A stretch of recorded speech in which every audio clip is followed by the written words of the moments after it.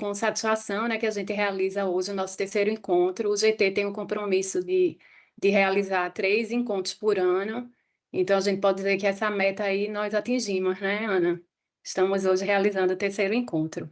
Esse ciclo de encontros, né, do GT de assistência e proteção à vítima de tráfico de pessoas. Então, hoje trataremos de um tema que eu considero estratégico, é um tema estratégico, apesar de bastante desafiador, que é a política pública voltada ao pós-resgate. E aí eu acho importante destacar que quando a gente fala do enfrentamento ao tráfico de pessoas,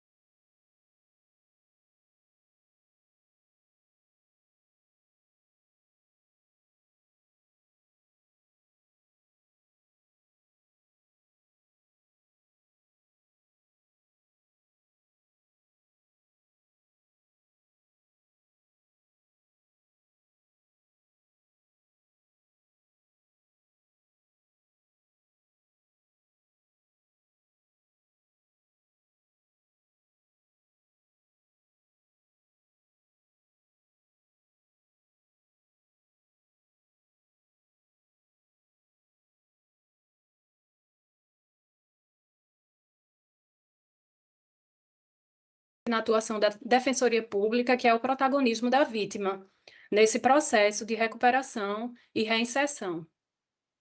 Bom, aproveitei para fazer a propaganda aqui do PAV. A transversalidade e a complexidade do tráfico de pessoas, existe uma construção de redes interinstitucionais sólidas e que consigam dialogar de maneira clara. E aí está o Ministério Público do Trabalho, o Ministério Público Federal, a Polícia Federal, auditores fiscais, os CRAs, os CREAs, enfim. A atuação realmente não é que ela não se recomenda, não é só uma questão que seja recomendável que ela seja interinstitucional, é uma questão impositiva, é absolutamente necessária uma atuação interinstitucional. E é por isso que hoje eu estou bastante agradecida, né, com a presença do Dr. Ulisses Dias de Carvalho, procurador do Trabalho em Pernambuco, coordenador regional do CONAET, que é a Coordenadoria Nacional de Erradicação do Trabalho Escravo e Enfrentamento ao Tráfico de Pessoas. O doutor Ulisses é mestre e doutorando em Direito, com estudos sobre a Política Pública Nacional de Erradicação do Trabalho Escravo. Então, agradecendo mais uma vez, deixando aqui minha gratidão registrada, eu passo a palavra para o doutor Ulisses.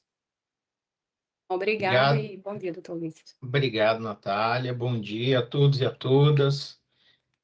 Eu queria, inicialmente, parabenizar a Defensoria Pública e eu também queria parabenizar a Defensoria Pública pelo PARV. É PARV, não é isso? Que é o Protocolo de Atuação.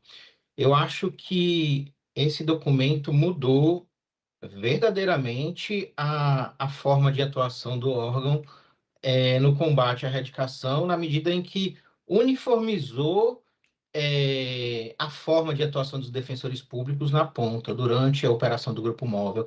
Eu acho que isso tornou mais claro e disponível para os defensores públicos o papel da Defensoria Pública numa operação que é uma operação de tiro rápido, tiro certeiro, a gente vai já com os alvos definidos, a gente tem, numa operação do Grupo Móvel, a gente tem pouco tempo para resolver muita coisa, e eu acho que o PAV foi um avanço institucional grandioso que mudou a forma de atuação da DPU na Móvel. Assim, eu parabenizo mesmo que vocês conseguiram um avanço institucional significativo com esse protocolo.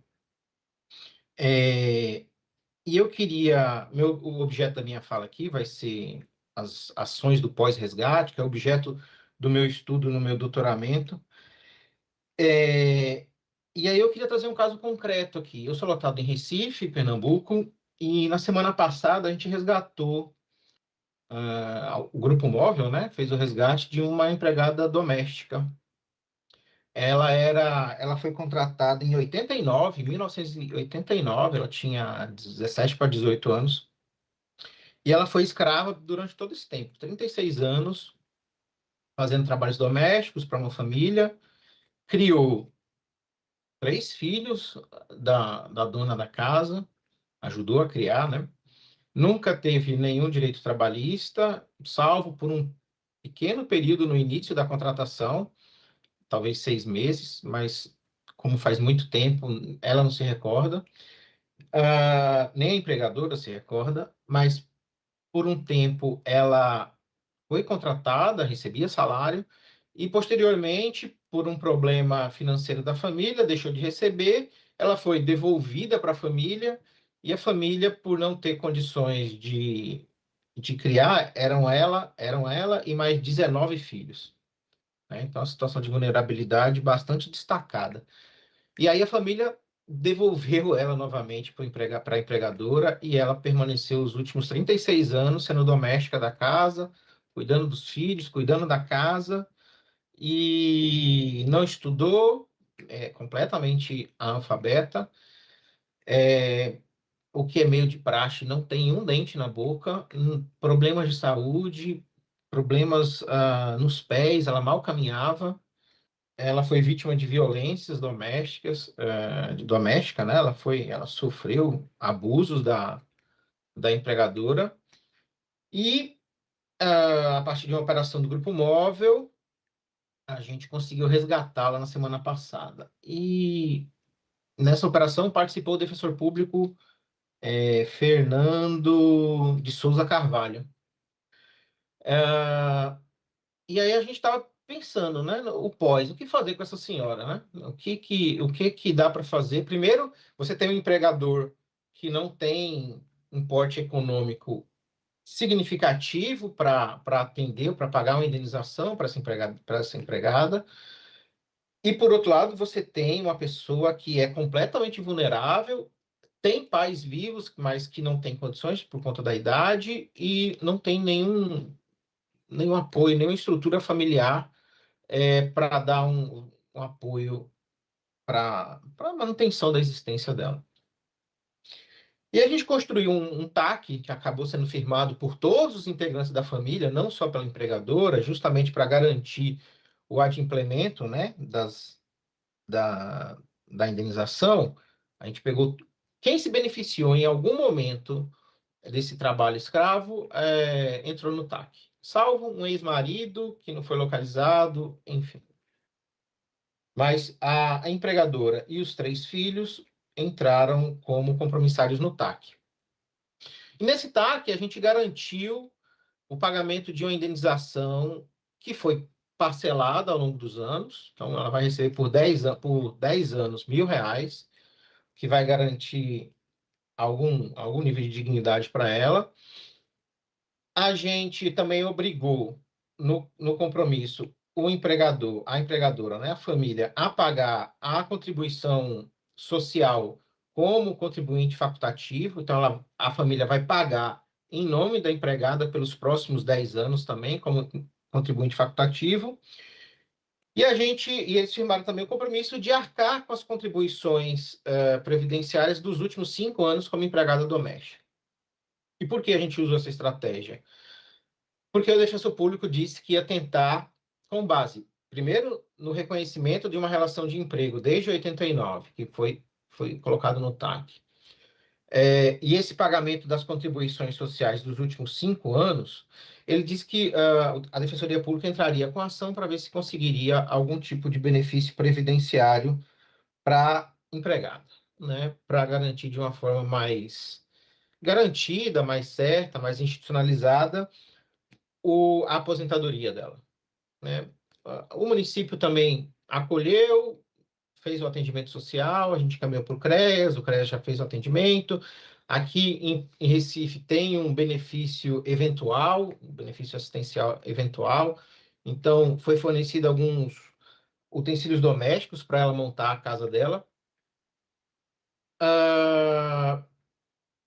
E aí a gente firmou esse TAC, né? Na expectativa de que a senhora Neide tenha condições de sobrevivência nos próximos anos e condições de a Defensoria Pública ajuizar uma ação para conseguir o benefício previdenciário.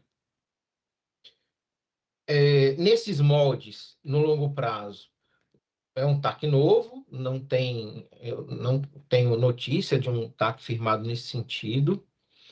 É um TAC problemático, na medida em que demanda o acompanhamento por um longo período de tempo, né?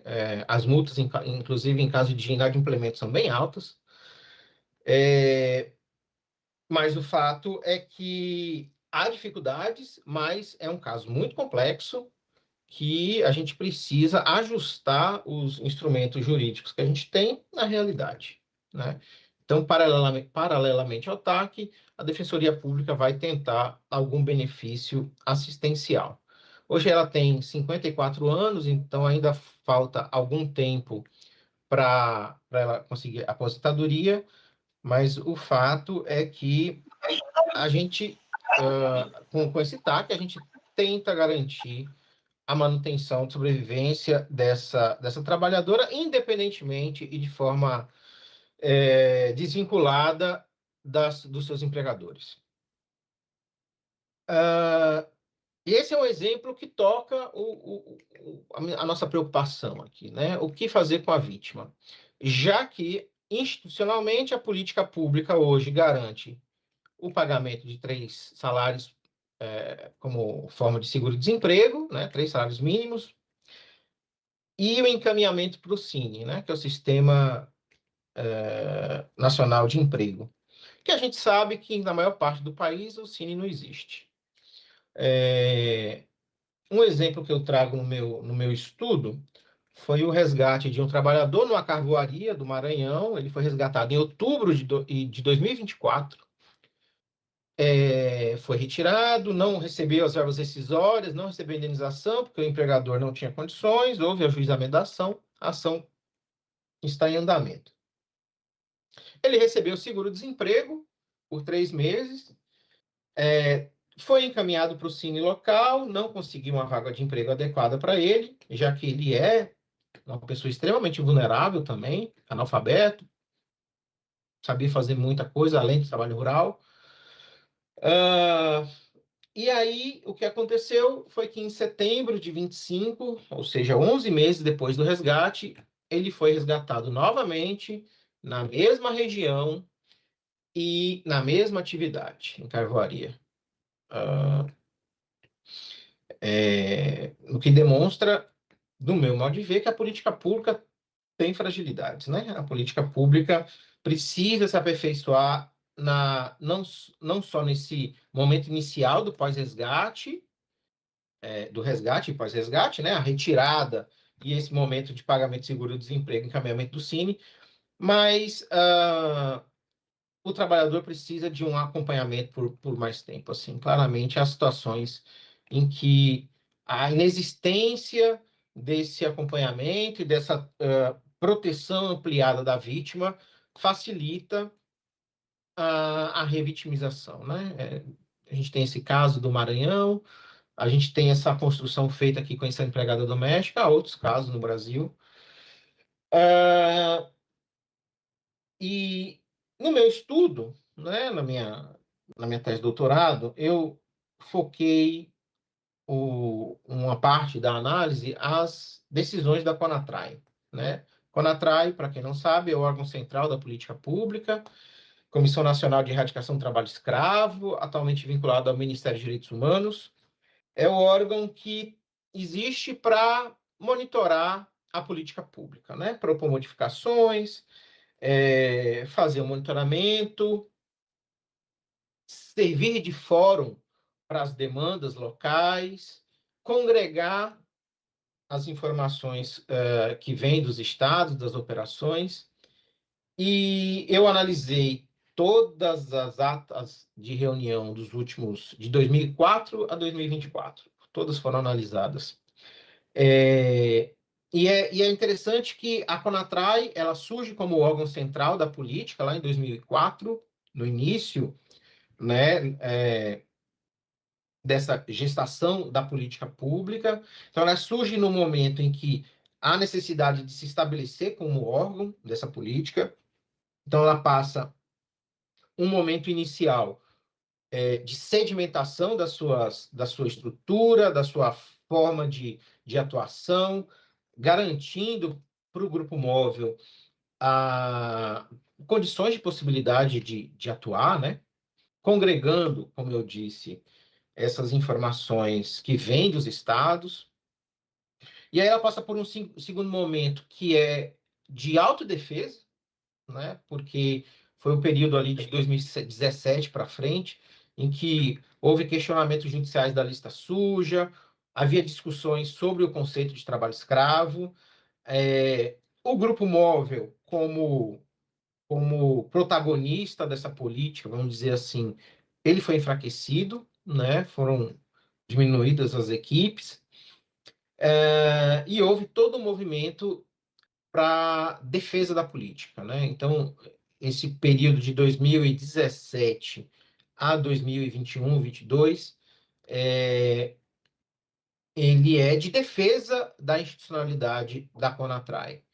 E aí, um terceiro momento de retomada, e aí a gente pega o período pandêmico e pós-pandêmico, né, em que existe até um gráfico do número de resgates, né? E há um momento inicial de muita alta, depois, nesse momento de discussões da legitimidade da CONATRAI, há uma queda, e posteriormente volta a subir muito o número de resgates, de operações, tanto que nos últimos 4, 5 anos, o número de resgates anuais aumentou bastante. E isso tem vários motivos, né? A saída de um governo conservador, o retorno de um governo supostamente progressista, o retorno das operações de uma forma mais concentrada. A própria criação da Operação Resgate, eu acho que é um marco institucional também muito significativo para a política pública. E é isso, a retomada como um todo da política. Analisando um contexto geral da política pública, a gente nota que num país como o Brasil, que sofre a influência até hoje da escravidão, né? Eu costumo falar que a gente tem 500 anos, a gente passou praticamente 4/5 desse período no sistema escravocrata. E isso deixa marcas profundas nas nossas relações sociais, nas nossas relações de trabalho, e a escravidão contemporânea, a escravidão moderna, é só mais um resquício disso, né? Mais um resultado disso. E a política pública de erradicação do trabalho escravo é uma resposta institucional para essa questão social brasileira que conseguiu ter uma institucionalidade, assim. Nem o governo Bolsonaro conseguiu acabar com a política pública de erradicação do trabalho escravo. Nem um governo para lá de conservador conseguiu destruir essa política. Tentou-se, mas não conseguiu. Houve uma redução no número de resgates, né, no número da efetividade, porque o critério quantitativo dessa política pública é o número de resgates, né? Quantas pessoas são retiradas daquela condição de escravidão. Houve uma redução, mas essa redução não significou de nenhuma maneira a extinção da política. Tanto é que ela retoma no governo Lula a sua atuação de uma forma muito forte, um número muito grande de resgates, e é isso. Então, a política manteve, mesmo em momentos conservadores, em momentos supostamente não progressistas, a sua institucionalidade. E analisando as deliberações da CONATRAI, uma coisa que fica muito clara para mim é como as vítimas não são ouvidas, né? As vítimas não têm voz nessa política.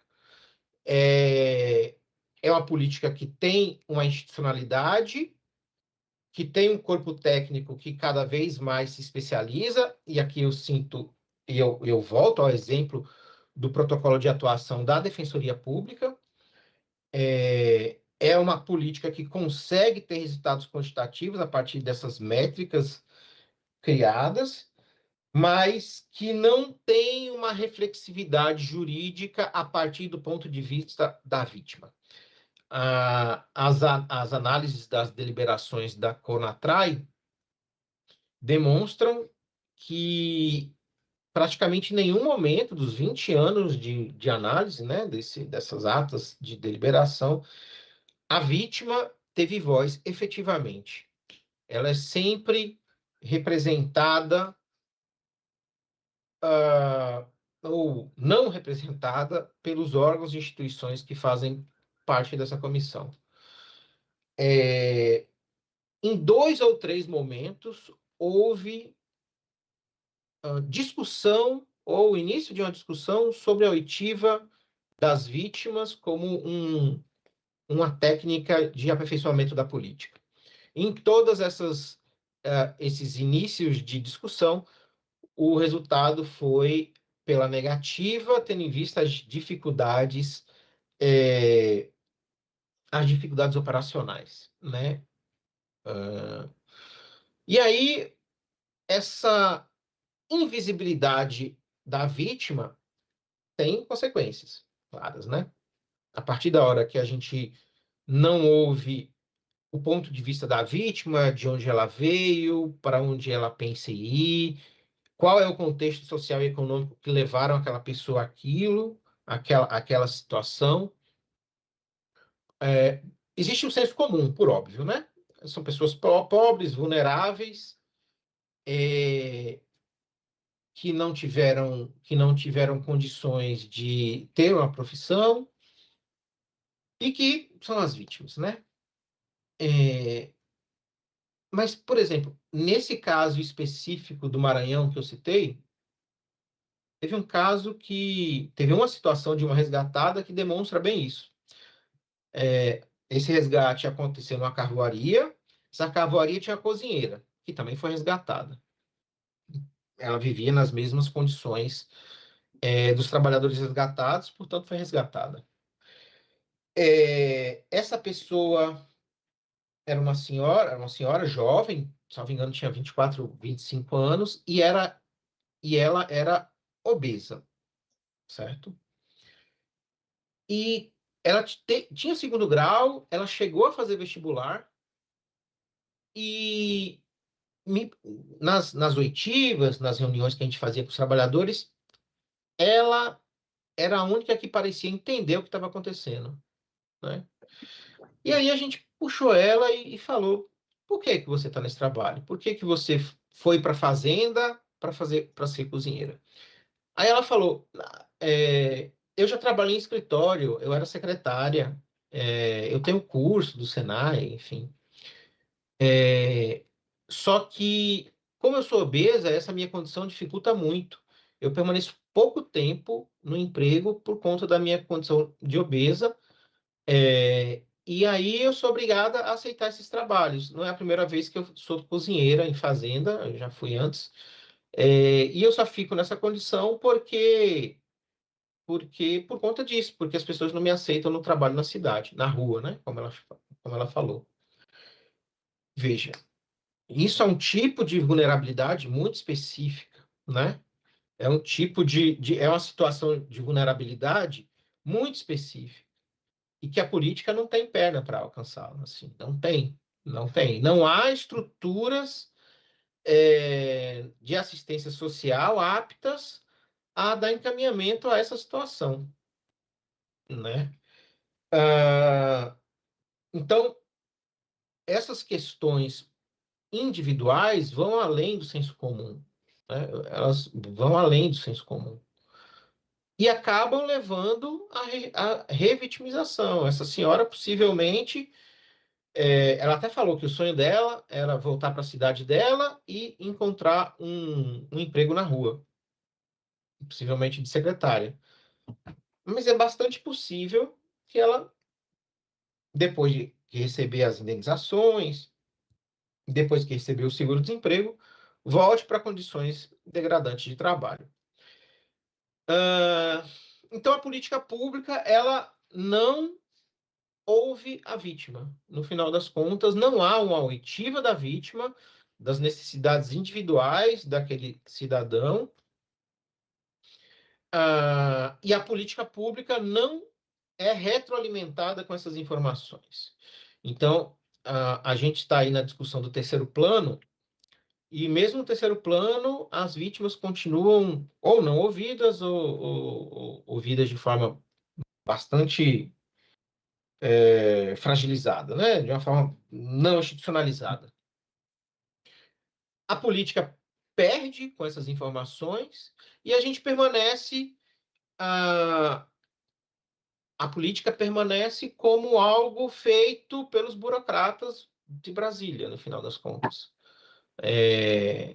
A gente consegue aperfeiçoar os instrumentos de resgate, de tirada, de encaminhamento, mas as vítimas não são devidamente acolhidas, assim, no momento posterior àquele momento inicial do pós-resgate. E aí eu toco no papel fundamental das assistências sociais, dos municípios e dos estados, né? Sem elas, a gente não vai conseguir melhorar a política. Sem um aprofundamento das estruturas, no mínimo nos locais onde há mais resgates, a gente não vai conseguir o atendimento. E aí, adequado das vítimas. Eu trago o caso concreto aqui de Recife, né? Tivemos o resgate semana passada dessa empregada doméstica.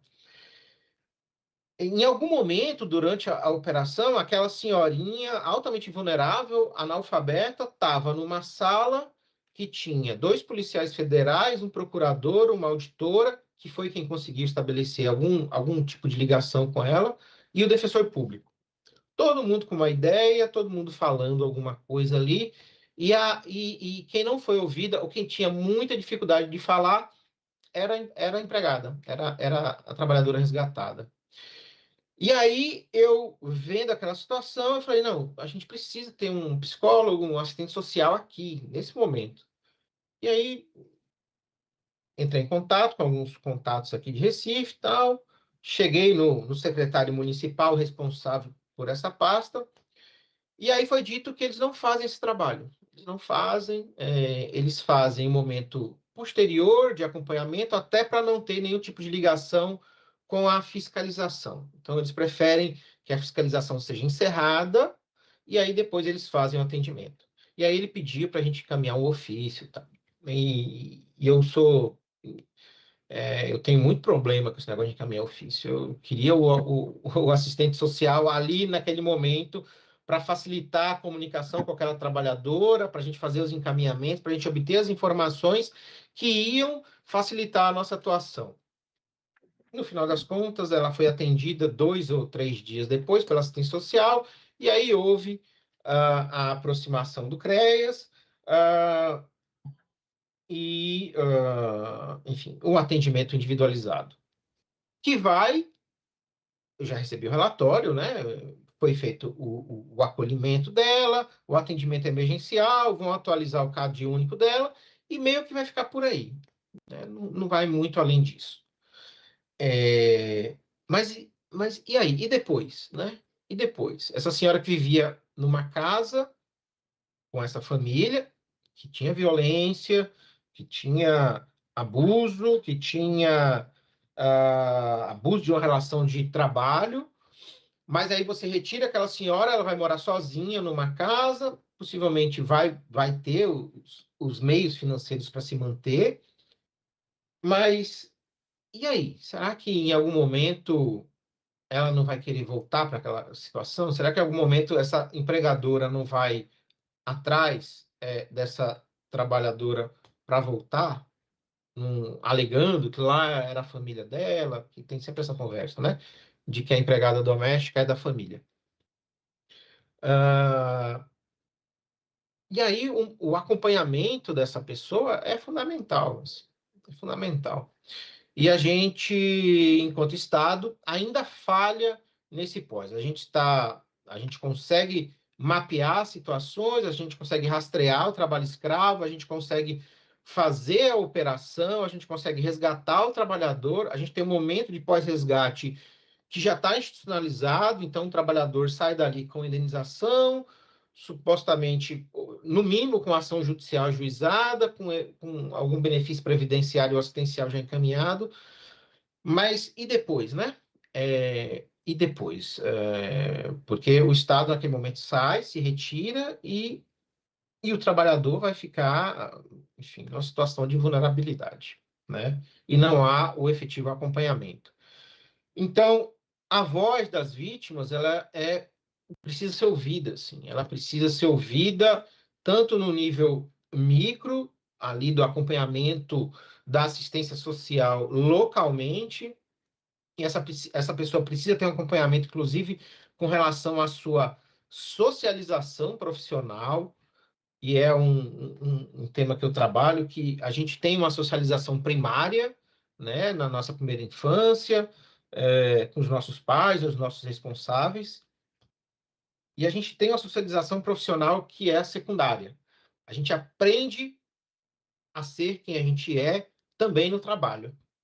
E quando essa relação de trabalho ela advém do abuso, da violência, da degradação, a nossa vida acaba refletindo um pouco disso, né? A nossa vida é bastante resultado de onde a gente trabalha.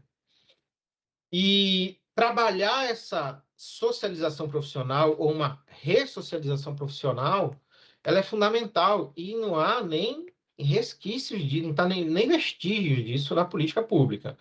O Cine, o encaminhamento para o Cine não atende minimamente a esse tipo de demanda. O que leva, como no caso do trabalhador lá do Maranhão, da carvoaria, ao retorno para a atividade. O que pode levar essa empregada doméstica a retornar para a atividade degradante. O que vai levar aquela senhora que eu falei que sofria de obesidade, que vai possivelmente levá-la ao retorno à atividade degradante. Que pode ser pega novamente pelo grupo móvel ou não, porque o que o grupo móvel, o que a fiscalização consegue efetivamente retirar do trabalho escravo ou do tráfico é um percentual muito pequeno. Assim, a gente não tem braços suficientes para dar conta de todo o serviço. Não há. No final das contas, a gente precisa escolher. O Grupo Móvel veio aqui para Pernambuco para focar no trabalho escravo doméstico. Eu tinha, sei lá, a gente tem 15 denúncias de trabalho escravo. A gente teve que escolher, porque não ia dar tempo de fazer todas, a gente escolheu 5. E a administração pública funciona um pouco com base nisso, de escolhas trágicas, no final das contas. E é isso. Então, a política pública precisa descortinar esse véu que está na vítima. A gente precisa criar, tanto no micro, no atendimento assistencial daquele trabalhador, quanto no macro. A gente precisa desenvolver técnicas, instrumentos e locais de escuta desses trabalhadores, e que essas informações retroalimentem a política pública, que a gente consiga aperfeiçoar a política pública a partir da voz dos trabalhadores, né? A partir do contexto dos trabalhadores, a partir das necessidades dos trabalhadores resgatados, né? A partir da realidade que a gente não consegue alcançar. Essa situação da trabalhadora que tinha dificuldade de manter o emprego na rua porque era obesa, ela escapa completamente da política. Assim, não há, enfim, nunca houve discussões, até onde eu sei, sobre esse ponto, né? Sobre essa questão. E é mais um tipo de vulnerabilidade que precisa ser mapeado. Então, a política pública precisa ser revista para além do resgate, né? Para além dessa situação de retirada do trabalhador, a gente precisa pensar na emancipação séria do trabalhador, né? A gente precisa pensar em que mecanismos a gente vai disponibilizar para a administração pública e para os trabalhadores resgatados para garantir a emancipação dessas pessoas. A, desenvolver meios que tornem desnecessário aquele indivíduo voltar para uma situação de degradância. A Defensoria Pública tem um papel fundamental nisso. Assim, eu acho que tanto ou mais do que o Ministério Público, a Defensoria Pública, por ter que atender essas pessoas individualmente, vocês têm um papel fundamental de trazer essas demandas para discussões das políticas. Precisa haver um monitoramento dessas pessoas.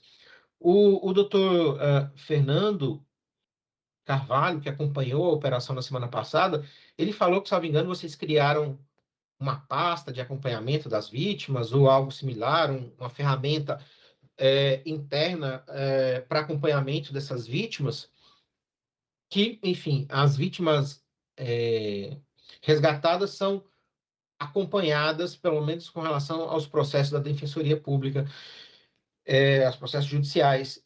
Mas eu acho que isso precisava ser ampliado, eu acho que precisava... Eu sei de todas as limitações, eu sei das dificuldades da atuação da Justiça do Trabalho,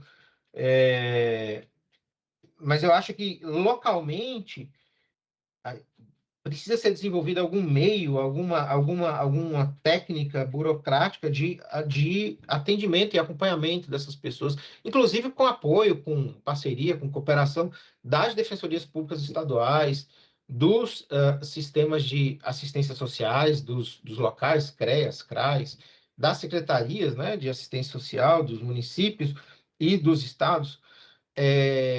A gente precisa pensar numa forma de acompanhamento dessas pessoas no longo prazo, inclusive do ponto de vista laboral, né? Como é que essa pessoa vai se reinserir no mercado de trabalho? Se é que isso é possível, né? E aí, por ocasião desse resgate aqui em Recife, eu fui dar uma olhada numa lei específica aqui de Recife que concede benefícios assistenciais.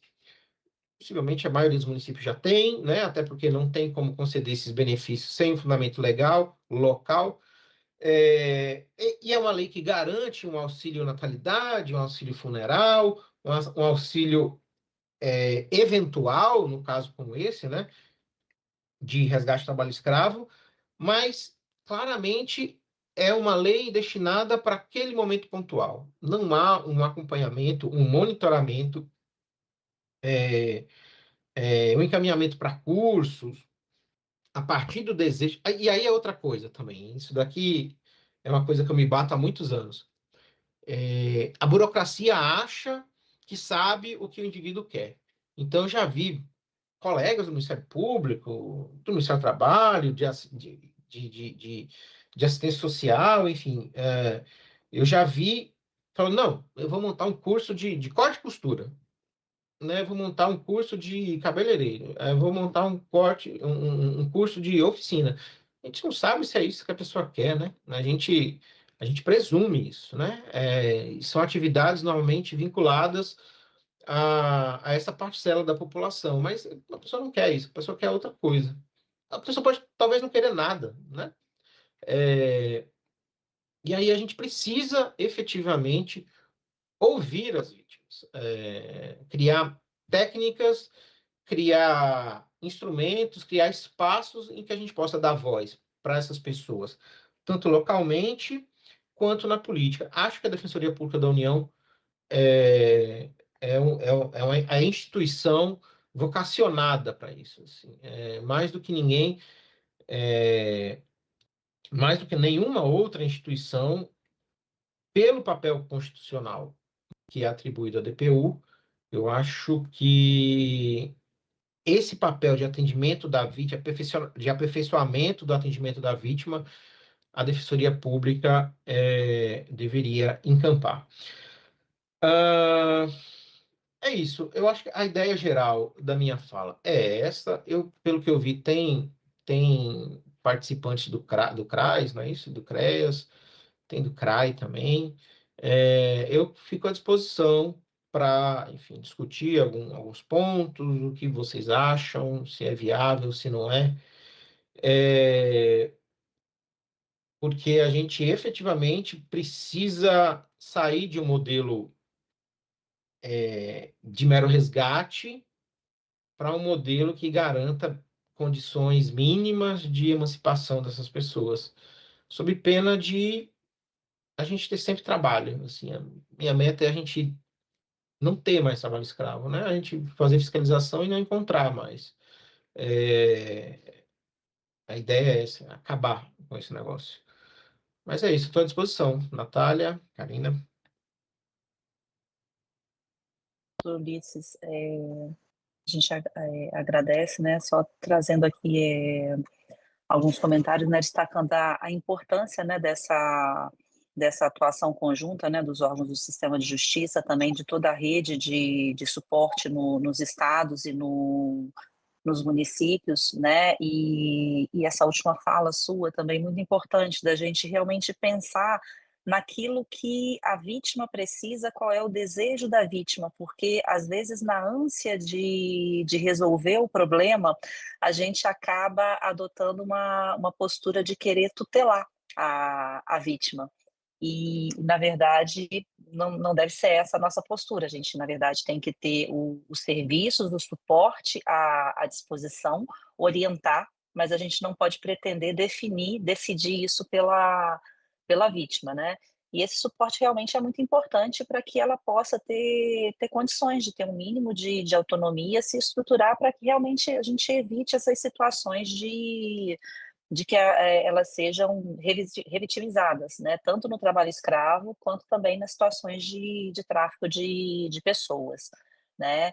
E daí eu destaco mais uma vez, né, o protocolo de atendimento às vítimas do tráfico de pessoas, recém-lançado né, um trabalho maravilhoso feito pelo Grupo de Trabalho de Assistência à Vítima do Tráfico de Pessoas, aqui da Defensoria Pública da União, né? Não posso deixar de mencionar também que vai ser lançado de hoje para amanhã mais um curso de atualização para os colegas que participam das ações do Grupo Móvel, e, na verdade, esse curso de capacitação, e para os que ainda não fizeram, e reciclagem, para os colegas que já participam, ele, na verdade, ele é um requisito obrigatório para poder participar, para que os colegas se inscrevam para a participação no grupo móvel, justamente nessa perspectiva de manter atualizado, de saber como proceder e realmente da gente aprimorar esse fluxo. Eu estou vendo aqui que a doutora Miriam e a doutora Ana Tirelli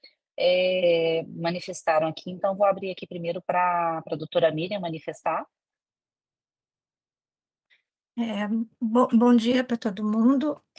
Na verdade, é dizer que realmente eu concordo com a fala do doutor, também concordo com a da Karina, porque eu gosto de fazer trabalho escravo, né? Eu tenho participado de algumas missões, e eu tenho essa tendência que a doutora Karina disse que não deveria ter, de acabar pegando para mim o assistido. Tem casos que eu sigo, já antigos, e no último que eu fui, eu tô com um menor que eu tô ali, o tio liga e fala, e porque ele não foi na escola, aí a gente arranjou emprego para ele, o Marcelo Campos que participou, então eu com o Marcelo a gente está sempre batendo bola para poder botar esse menino na linha e não sei o quê, e é isso, você pega mesmo e você fica com o filho, que é algo que realmente não seria o ideal, porque é isso, né? A gente acaba se envolvendo emocionalmente, que é o meu caso, né? Mas é isso, Karina, foi bom você ter falado, porque isso valeu para mim. E essa questão de que é importante, eu acho que não é nem só importante, é imprescindível. Eu acho que o defensor que participa dessas ações, ele tem que fazer toda essa parte, sim, de assistência. Com certeza, a vítima não pode sair de uma ação realmente mais segura, mais confortável.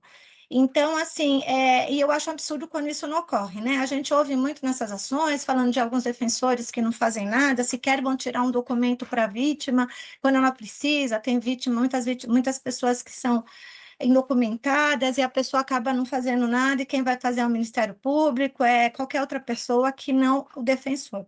Então, eu acho que isso também é importante até para a defensoria também, né? Saber e procurar capacitar melhor essas pessoas, exigir mais desses defensores, mas isso daí acho que é tudo um trabalho contínuo que tem que ser feito, tem que ser trabalhado, tem que ser organizado e tem que ser exigido. Eu acho que a gente, já na altura que estamos hoje, desse trabalho junto, né, a esses órgãos de fiscalização, eu acho que a gente já não pode dizer que não sabe, que não, eu não sabia que eu tinha que fazer, eu acho que não sabe, até porque para fazer essas ações a gente é obrigado a ter um curso, que agora vão fazer um outro, que o que tinha era antigo, onde eles realmente colocado tudo o que é necessário fazer, os órgãos, né, de prestação. Então, assim, eu entendo que nisso ainda a Defensoria peca, e não, infelizmente não tem ainda um controle de quem vai, de quem não vai, e claro, também a gente não pode deixar de, né, proibir a ida de algumas pessoas, mas isso é muito ruim, porque realmente em muitos casos a vítima ela acaba ficando completamente à própria sorte, e eu sou muito contrário a isso, acho que isso a gente tem que melhorar muito. Então, assim, e outra coisa que eu ia falar, eu não sei, aí eu até falo às vezes com a Ana, com a nossa coordenadora, que eu também acho muito importante. É bom que a Karina está aqui também, né? Como hoje ela é coordenadora também né, desse órgão que atua, né, nessas frentes. Eu acho muito importante também, quando tem tráfico de pessoas, tem possibilidade de existir o tráfico de pessoas, ir alguém também que saiba, se não puder ir duas pessoas, que privilegie quem sabe trabalhar com tráfico de pessoas. Eu atuei também num caso, inclusive, com o próprio, ai meu Deus, como é que chama esse que eu falei agora? Marcelo Campos. A gente atuou junto e era um caso típico de tráfico de pessoas.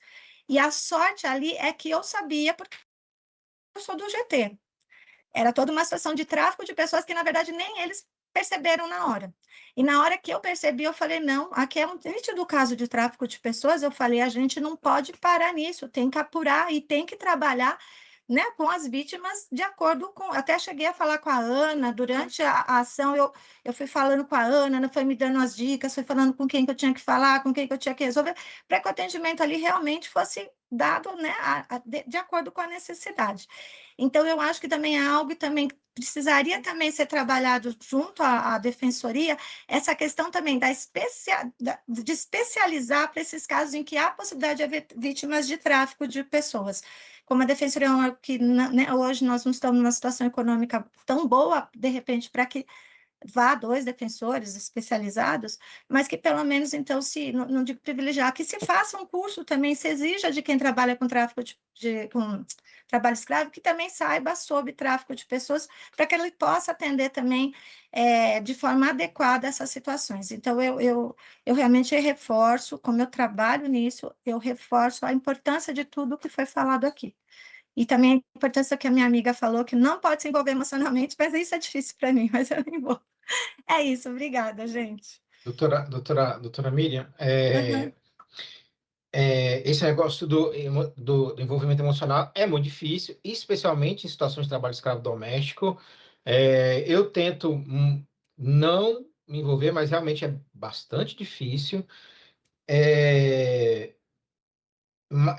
mas é isso, a gente precisa, até para bem da nossa saúde mental, muitas vezes, se afastar, porque se a gente se envolver em cada pequeno caso, em cada caso desse que a gente pega, a gente vai sofrer, né? A gente acaba Não, sim, somatizando não, bastante. eu já estou sofrendo, já estou com Pois problema é, de saúde, porque realmente o meu envolvimento é é muito, muito muito grande. difícil. Eu Mas pessoalmente, em 2023, eu participei de um resgate de trabalho escravo doméstico lá em Fortaleza, e eu saí da operação direto para uma crise de ansiedade e de depressão, porque realmente foi bem difícil, né? Em relação ao atendimento, pós-resgate, né? Eu lembrei de um caso aqui em que a vulnerabilidade do trabalhador resgatado era tão grande que ele estava com o dente inflamado há meses e a gente teve que conseguir dentista público para ele, né? Durante a operação, no final de semana, a gente teve, numa cidade pequena do Pará, a gente teve que foi bater na porta do prefeito e falar, meu amigo, eu preciso de um dentista, o cara tá, sei lá, um tempão com esse negócio inflamado, ele tá mal. E aí, durante a operação, a gente conseguiu atendimento de dentista para ele. Doutora Miriam, eu faço operação de trabalho escravo desde 2007. Desde dezembro de 2007. Eu tomei posse numa quinta, numa sexta eu estava em São Félix do Araguaia, numa terça eu saí para minha primeira operação de trabalho escravo. E assim, eu acho que a autocrítica institucional é valiosa, é necessária, é difícil, mas visto de fora, visto por quem não é da instituição, o papel desempenhado pela Defensoria na Móvel está em outro patamar, assim, melhorou muito. Há dificuldades, eu sei de uma transição, mas sem nenhuma dúvida, das últimas operações que eu participei nos últimos 2 ou 3 anos, o papel desempenhado pelos defensores públicos é fundamental, foi fundamental para o resultado positivo, para o sucesso das operações. Então, teve problema no passado, talvez tenha, talvez você esteja num momento de transição, mas eu acho que hoje a qualidade do trabalho desenvolvido pela DPU está em outro patamar.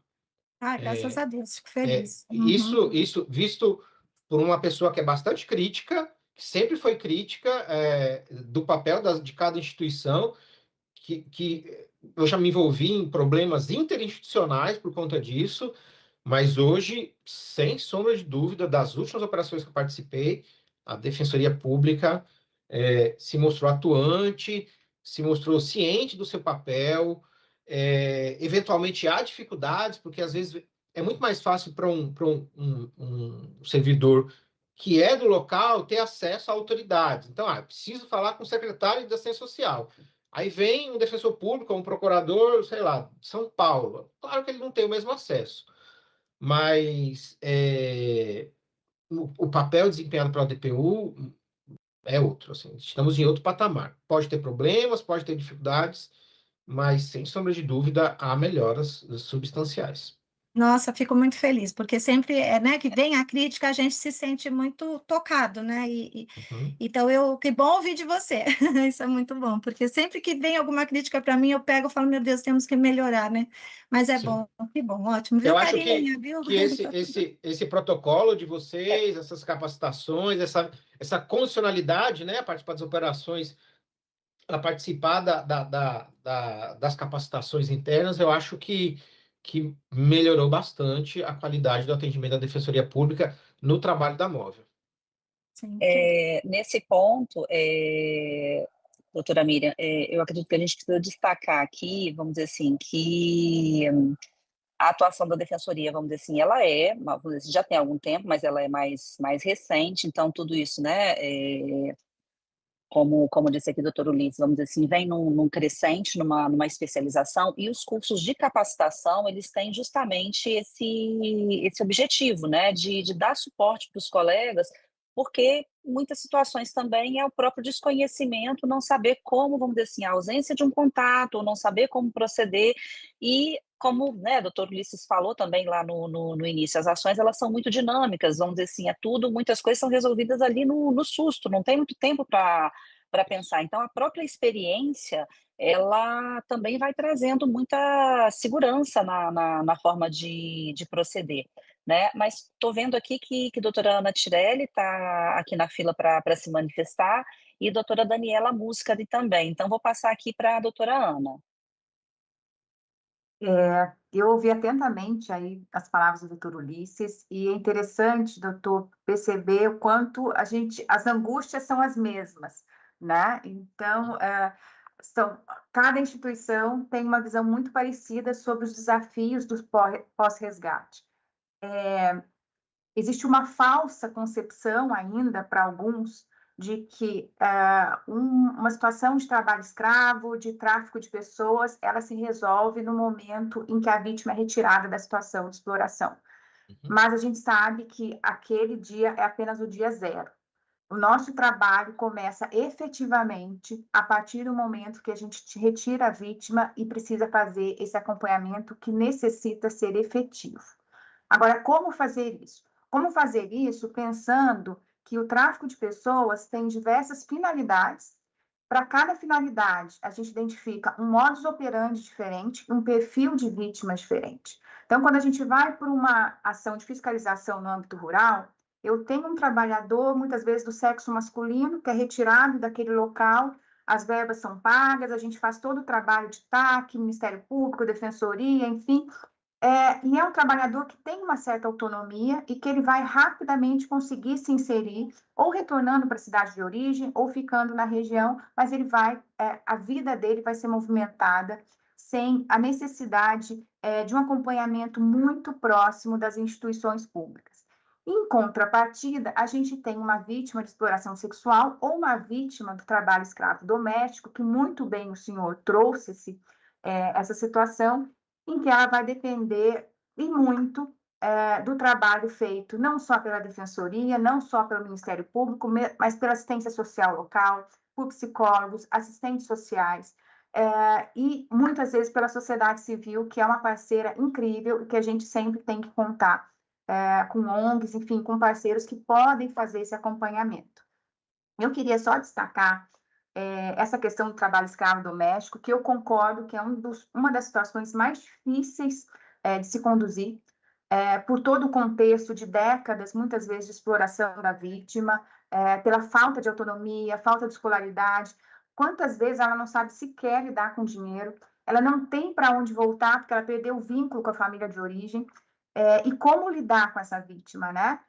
Se você deixá-la à mercê da própria sorte, ela vai voltar para aquela família, porque ela não tem referências, e a gente vê, de fato, algumas situações em que o encaminhamento e o desfecho é desastroso, e precisamos reconhecer isso para que possamos discutir como fazer, mas a gente tem uma situação, e foi interessante o senhor trazer até o nome da doutora Catarina von Zuben, que foi uma ação em que ela participou, no interior de São Paulo, de um resgate de uma trabalhadora doméstica.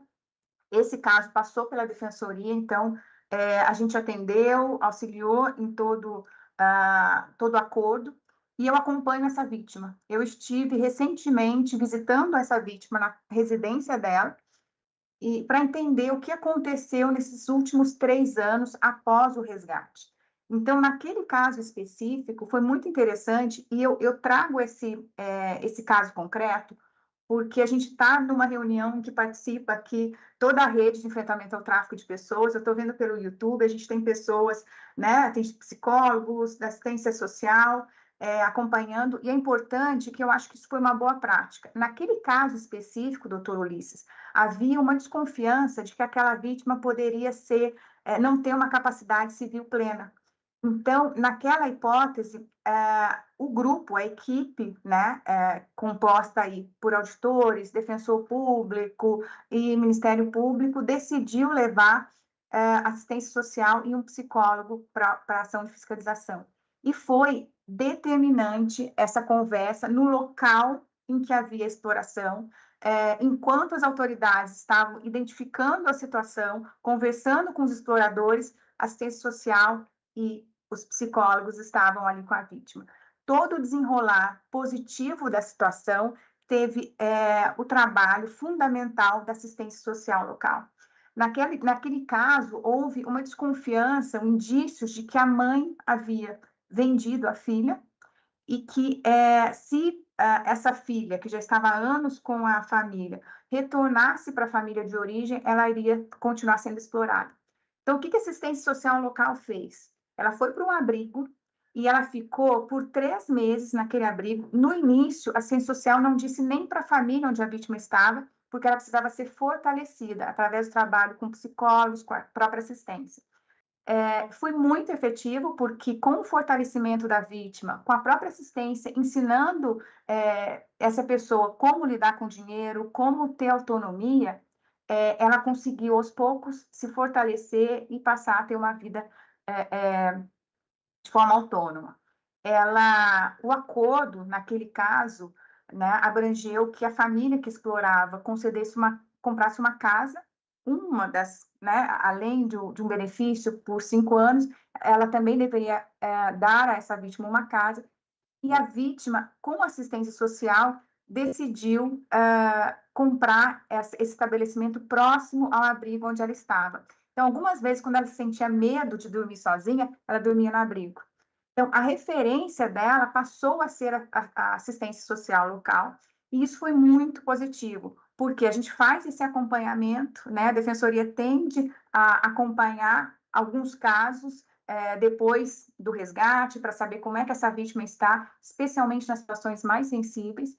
E essa situação em si, eu acho que foi uma situação muito exitosa e que a gente deve propagar, porque são essas boas práticas, né, que fazem toda a diferença, não só na nossa atuação, como também para a vítima, que é a pessoa, né, mais importante de todo o trabalho, quando a gente fala em tráfico de pessoas ou trabalho análogo à escravidão.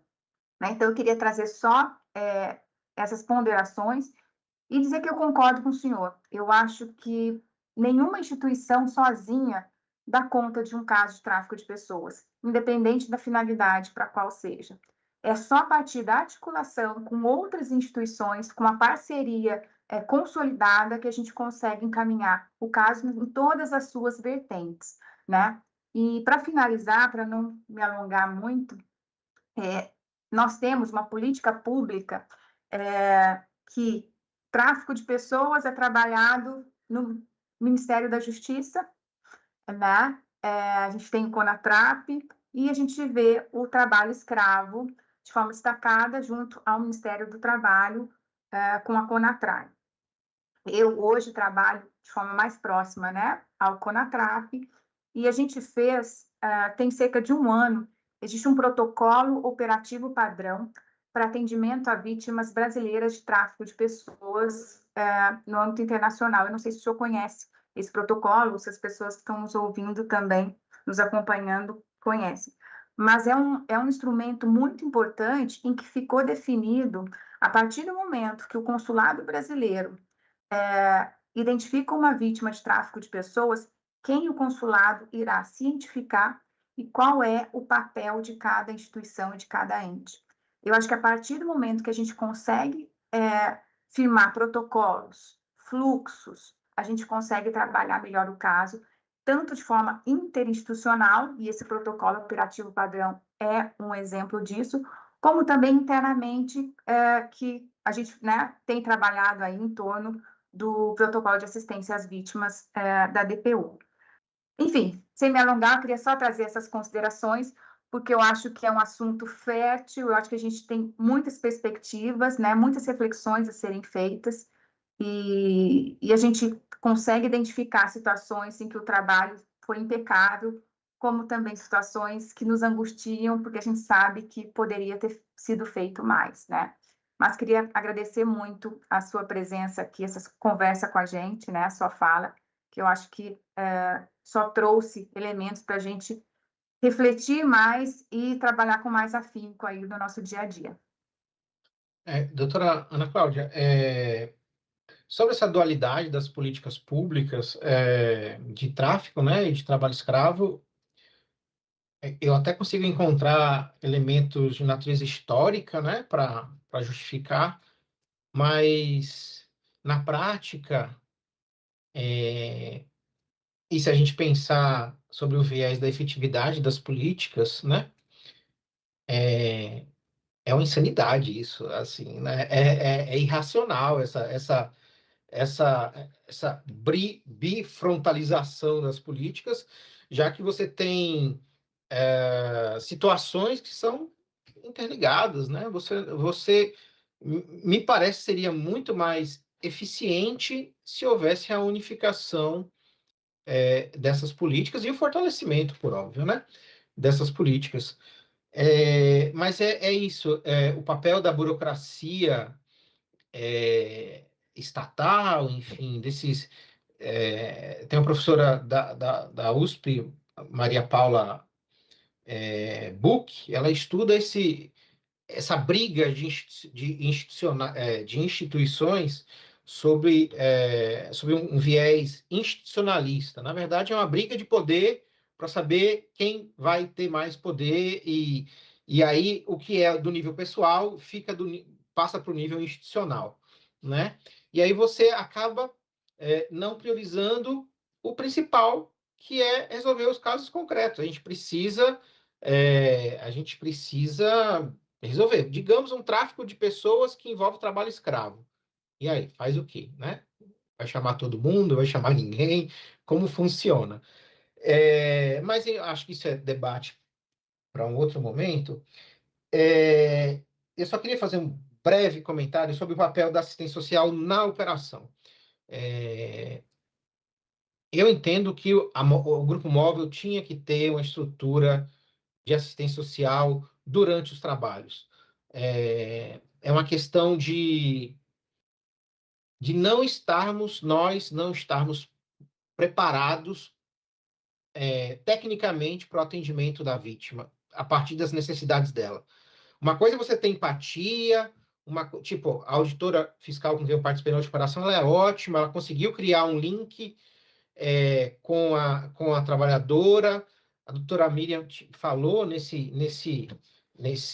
dificuldade, você acaba criando vínculos, mas no final das contas é só boa vontade de quem faz, é só empatia de quem faz. A gente não faz com técnica. Tem gente que estuda para isso, tem gente que é especializada nesse tipo de coisa, nesse tipo de situação. Por isso que eu defendo a participação da assistência social durante todo o trabalho de resgate, de retirada desse trabalhador. Sei das dificuldades.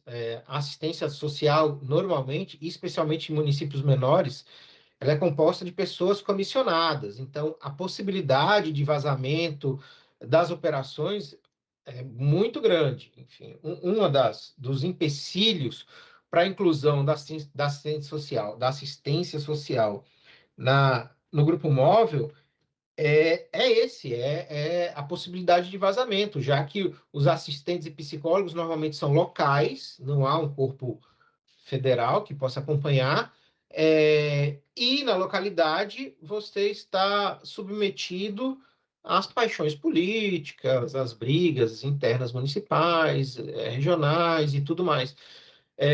Não estou falando que é sempre e necessariamente isso acontece, mas você acaba tornando vulnerável o papel do operacional, né? De quem organiza a operação. Enfim, esse é só mais um tópico que a gente poderia discutir, né? Mas eu concordo plenamente que todas as operações que eu participei em que assistência social estava no momento da entrevista com o trabalhador, no momento do resgate, elas foram super bem sucedidas. Assim, eu acolho essa argumentação, esse posicionamento da senhora, e eu acho que seria um avanço institucional gigante se a gente tivesse um corpo de assistentes sociais e psicólogos para acompanhar os trabalhos de resgate e o acolhimento inicial. Obrigada, doutora Ana, obrigada, doutor Ulisses. Vou passar agora para a doutora Daniela Muscari.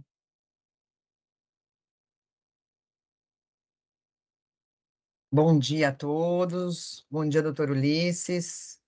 Agradeço também a participação do senhor. Eu sou integrante também do grupo de trabalho de assistência às vítimas de tráfico de pessoas, da DPU. Trabalho com o tema desde 2007 e fico feliz em ouvir do senhor que nós tivemos uma melhoria, vamos dizer, na atuação da Defensoria no grupo móvel. Mas o trabalho só está no começo, né? A gente tem muito o que melhorar, o que avançar. E foi pensando exatamente nisso, nessa necessidade de uniformização, de garantia de uma qualidade mínima da atuação da defensoria, que há muitos anos nós pensamos em fazer um fluxo de atendimento, como a gente chamava antes, e finalmente, agora em setembro, foi oficialmente lançado o protocolo de assistência às vítimas de tráfico de pessoas. Acredito que seja esse documento que o doutor Fernando mencionou, quando o senhor falou dessa participação dele no grupo móvel. E esse protocolo, ele tem como objetivo, a gente pensou nele durante muitos anos, então, assim, ouso dizer que foi a concretização de um sonho, e eu tenho certeza, como eu sempre digo, que vai ser um divisor de águas na atuação da Defensoria. Porque a gente finalmente tem um documento simples, objetivo,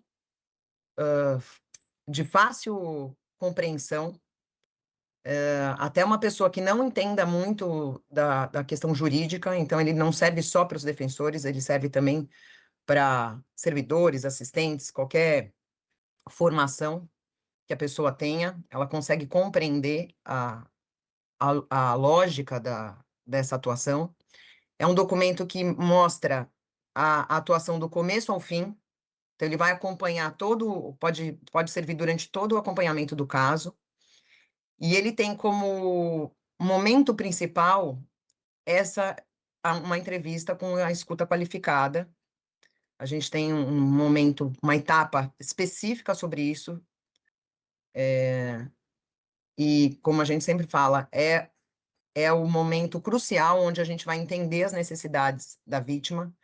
Não precisa ser uma única entrevista, né? A gente pode fazer uma entrevista e depois retornar para ver se aquela vítima teve as suas necessidades atendidas, podem surgir novas necessidades, ou seja, não é como a gente está acostumado com casos judiciais, que a gente tira uma fotografia daquele momento e cuida sempre daquela mesma fotografia, né? A gente tem que ter um acompanhamento, tem que ter uma proatividade do defensor.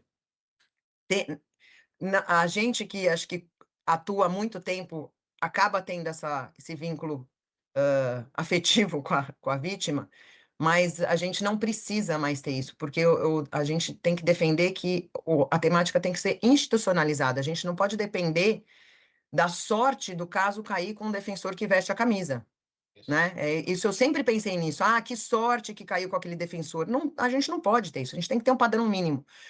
Se der sorte de cair com o defensor que veste a camisa, ótimo. Mas se não der essa sorte, tem que ter o mínimo. A defensoria tem que prezar, e todas as instituições, por um mínimo de qualidade na atuação. Não é assim, fiz e ponto final. Não, tem que ter qualidade. Tem que ser bem feito. Se não for bem feito, não é para ser feito por aquela pessoa. Então, ela não está capacitada para para representar a defensoria, né, dentro desse grupo móvel, dessa atuação, enfim. Então, voltando ao protocolo de assistência às vítimas de tráfico de pessoas, que a gente denominou PAV, para facilitar, ele tem, desde o início, a abertura do nosso processo interno, no nosso procedimento interno, que chama PAGE, a entrevista como um momento crucial. A gente trata da articulação, do encaminhamento e do acompanhamento até a efetiva reinserção da vítima na vida social e laboral. Então, a gente defende exatamente o que o senhor disse, que a gente não tem só que encaminhar, olha, você vai lá e tira seus documentos, depois você procura um trabalho e depois você pode fazer isso e aquilo. Não. A gente tem que voltar e manter esse contato com a vítima e cuidar dela, né, até que ela realmente esteja andando com as próprias pernas. Então, eu queria mencionar isso e acho que esse protocolo, obviamente, a gente vai... já está sendo implantado, já está sendo adotado e é uma resposta a essas necessidades. Então, convido o senhor até depois. É um documento simples, a gente pode encaminhar para o senhor e eu acho que... Gostaria, sim. E assim, a gente já está tendo frutos muito importantes, porque a gente foi convidado, inclusive a gente vai fazer uma reunião amanhã, né, Ana? A gente foi convidado para participar de uma reunião com o NODC para contar sobre essa experiência. Então, eu acho que a gente está fazendo parte de uma... Ai, a Ariadne, acho que já encaminhou aí.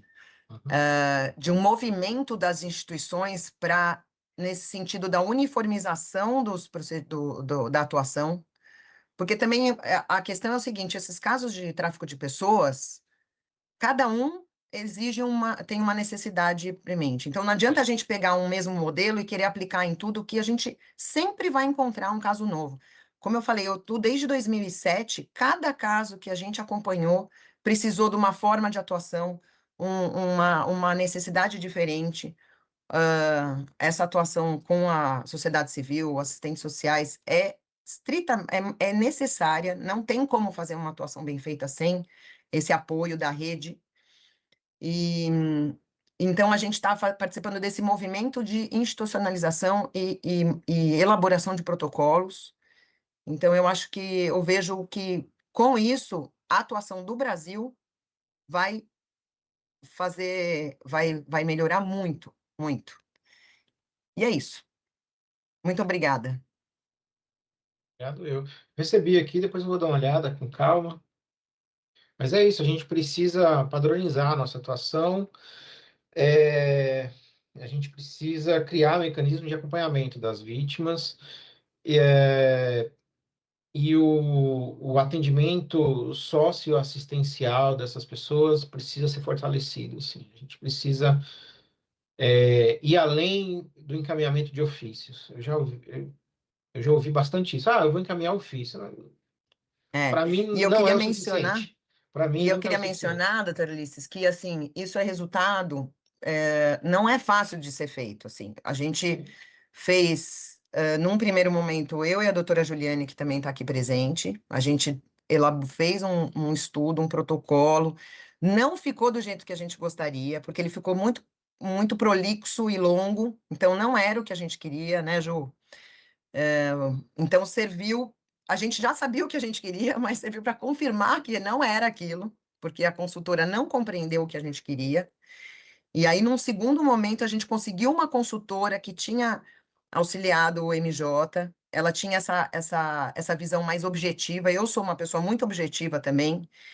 E aí a Ana Cláudia também, a gente convidou ela para participar dessa construção, então a gente ficou, nós três, trabalhamos meses, apesar de a gente ter ficado uma semana só afastada, a gente trabalhou meses e meses em cima disso, e posso dizer que ficou do jeito que a gente queria, né? Lógico que ele vai precisar de revisões, com a efetiva aplicação a gente vai ver que tem lacunas, né?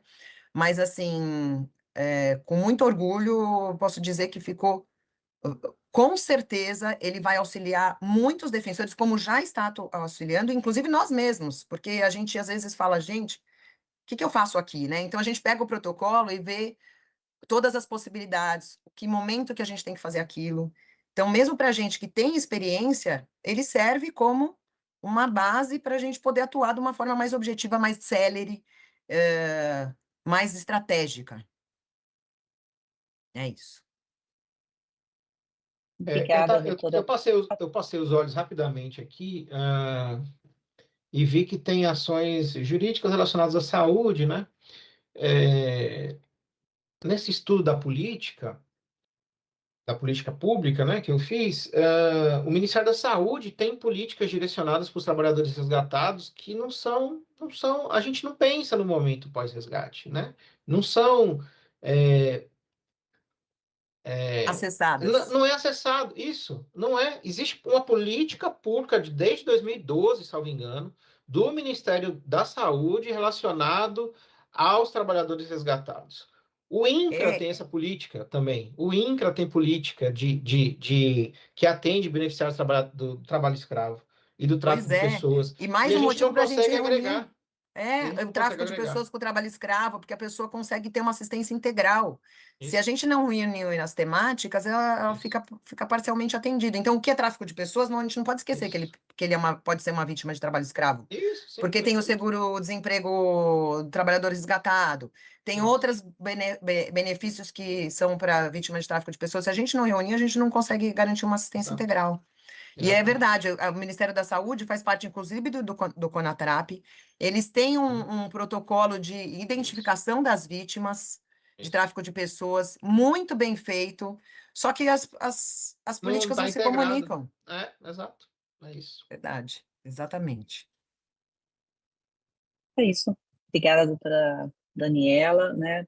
Mais uma vez aqui, reforçando, né, a importância não só dos cursos de capacitação, de reciclagem, da criação de protocolos e fluxos de atendimento, sabendo que não é um material estanque, que ele vai estar sempre em processo de construção, de revisão, porque as situações elas não se repetem, elas são peculiares, né? Então a gente precisa, mas a gente ter esse norte de atuação, como disse a doutora Daniela, a gente não pode ficar sujeito a pessoa, vamos dizer assim, ah, tá, eu tenho uma afinidade com a pauta. Não, a nossa atuação ela tem que ser técnica. Se a gente puder aliar a técnica com uma afinidade com a temática, melhor ainda. Mas o importante é que a gente possa efetivamente ter esse fluxo delimitado para que realmente tire as dúvidas, mesmo para aqueles mais experientes, porque em algum momento esse suporte é necessário. Mais uma vez, agradecer, doutor Ulisses, pela participação, pela disponibilidade, pela parceria, né? Nós acreditamos que realmente é isso, é esse trabalho conjunto, essa troca de experiências, que a gente vai fortalecer o trabalho e encontrar cada vez mais a melhor forma de atuação. Muito obrigada. Eu que agradeço, parabenizo mais uma vez a Defensoria Pública da União pela iniciativa. E falo que eu entendo das angústias, eu já participei da coordenação nacional e para quem está nesse nível de gerenciamento, as angústias institucionais são gigantescas, mas, enfim, é sempre uma construção, é um processo de aluvião, né? A gente vai sedimentando aos pouquinhos, a política pública vai melhorando, com certeza, como a doutora Daniela falou, que trabalha com a temática desde 2007, lá atrás era muito pior, né? Hoje é muito melhor e daqui 10 anos, 15 anos vai ser melhor ainda. Obrigado e bom dia a todos e a todas. Karina, eu acho que seria importante só ver se tem alguma questão no YouTube. A gente tem, Sim. pelo que eu estou vendo, 41 pessoas nos acompanhando pelo YouTube nesse momento. Eu não estou conseguindo interagir Eu também não no estou chat. conseguindo aqui, Ana. Então, eu vou fazer algumas observações que eu acho que tem uma participação intensa de quem está nos acompanhando. Eu vou rapidamente passar aqui. A gente tem o pessoal da Casa Renascer de Natal acompanhando, Coordenação Geral de Medidas Socioeducativas e Programas Intersetoriais, Tráfico de Pessoas, Rede Grito pela Vida, Secretaria de Estado da Justiça e Cidadania do Paraná, também a gente tem Promotora Popular de Hortolândia, São Paulo, e a Gislene, ela traz algumas, a Gislene é do Posto Avançado, eu acho, de Guarulhos, ela traz algumas ponderações sobre a identificação e acompanhamento do serviço de saúde, questão de obesidade, tudo que a gente já tratou, né? Deixa eu ver. A Valquíria também, que é uma psicóloga, ela coloca a importância de se estabelecer uma rede de atendimento e proteção CRAS, CREA, Saúde, Trabalho, MPT, Desenvolvimento Social, entre outros, que isso ajuda muito a vítima, também bem na linha do que a gente tem conversado.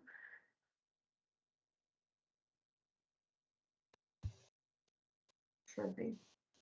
E a Gislene também cita que os protocolos, muitas das coisas que nós estamos discutindo aqui pela manhã constam dos protocolos e que é preciso só acessá-los e fazer os encaminhamentos que estão neles previstos.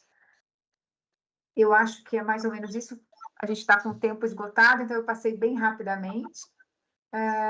Mas queria só agradecer também a todos que estão nos acompanhando.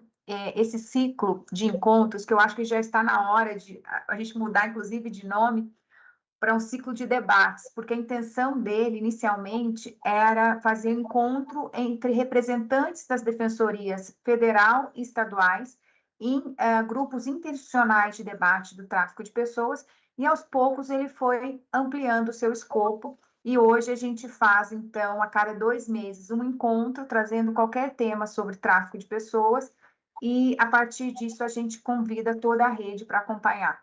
Eu acho que isso tem fortalecido muito a nossa atuação. Eu acho que pontes têm sido construídas a partir desses encontros, porque aproxima, né? É muito difícil trabalhar isoladamente o tráfico de pessoas e ou a gente se encontra nas ações de fiscalização ou a gente acaba não se conversando, né? Então, eu acho que momentos como esses são importantes porque toda a rede participa e a gente tem esse contato mais próximo, e quando termina a sessão, quando termina a palestra, a gente continua conversando e continua fazendo os encaminhamentos.